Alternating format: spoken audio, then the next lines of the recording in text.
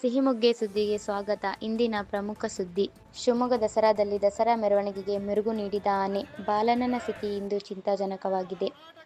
ಬಾಲನನ ಈ ಸ್ಥಿತಿಗೆ ತಂದಂತಹ ಮಾವುತ ಕಾವಾಡಿಗ ಡಿಎಫ್ಒ ಮತ್ತು ವೈದ್ಯಾಧಿಕಾರಿಗಳಾಗಿದ್ದಾರೆ. ಅನಾರೋಗ್ಯಕ್ಕೆ ಕಾರಣರಾದ ಡಿಎಫ್ಒ-ಆರ್ಎಫ್ಗಳನ್ನು ಅಮಾನತಿನಲ್ಲಿರಿಸಿ ನ್ಯಾಯಾಧೀಶರ ತನಿಖೆಗೆ ಕರ್ನಾಟಕ ರಕ್ಷಣಾ ವೇದಿಕೆ ಸಿಂಹಸೇನೆ ವತಿಯಿಂದ ಗುರುವಾರ ರಂದು ಆಗ್ರಹಿಸಿದರು. ಮಾವುತನಿಗೆ ಆಜ್ಞೆಯನ್ನು ಕೊಟ್ಟು ಶಿವಮೊಗ್ಗ ದಸರಾದಲ್ಲಿ ಭಾಗಿಯಾಗಲಿಕ್ಕೆ ಕಾಲಿನ ನೋವಿನಿಂದ ಬಳಲ್ತಾ ಇರ್ತಕ್ಕಂಥ ಆನೆಯನ್ನು ಕಳಿಸಿದ್ರಲ್ಲ, ಆ DHO ಮತ್ತು RHOಗಳು ಅವರ ಅಮಾನತ್ತಾಗಬೇಕು ಅಂತೇಳಿ ಇವತ್ತು ನಾವು ರಾಜ್ಯ ಸರ್ಕಾರದ ಮಾನ್ಯ ಅರಣ್ಯ ಮಂತ್ರಿಗಳು ಈಶ್ವರ್ ಖಂಡ್ರೆ ಅವರಿಗೆ ಮತ್ತು ಮಾನ್ಯ ರಾಜ್ಯ ಸರ್ಕಾರದ ಮುಖ್ಯಮಂತ್ರಿಗಳು ತಾಲೀಮಲ್ಲಿ ಭಾಗವಹಿಸಲಿಕ್ಕೆ ಮತ್ತೆ ಮೆರವಣಿಗೆಯಲ್ಲಿ ಭಾಗವಹಿಸಲಿಕ್ಕೆ ಕಳಿಸ್ತಕ್ಕಂಥ ಯಾರೇ ಅಧಿಕಾರಿಗಳಿರ್ಬೋದು, ಅಧಿಕಾರಿಗಳ ಗಮನದಲ್ಲಿದೆ ಅಂತ ಆನೆ ಶಿವಮೊಗ್ಗಕ್ಕೆ ಬರಲಿಲ್ಲ, ಮೆರವಣಿಗೆ ಮಾಡಲಿಲ್ಲ.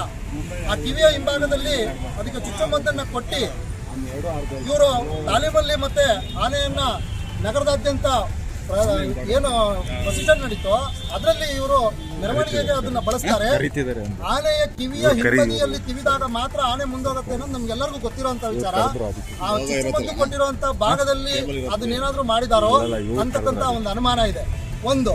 ಎರಡನೇದಾಗಿ ಅದೇ ಸಂದರ್ಭದಲ್ಲಿ ಸಂಘಟನೆ ಜಿಲ್ಲಾಧ್ಯಕ್ಷರಾದ ಮಧುಸೂದನ್ ಎಸ್.ಎಂ. ತರವೆ, ಸಿಂಹಸೇನೆಯ ರಾಜ್ಯಾಧ್ಯಕ್ಷ ರವಿ ಪ್ರಸಾದ್, ಎಂ. ನಯಾಜ್, ಅಭಿಜಿತ್ ಪ್ರಶಾಂತ್ ಮೊದಲಾದವರು ಉಪಸ್ಥಿತರಿದ್ದರು.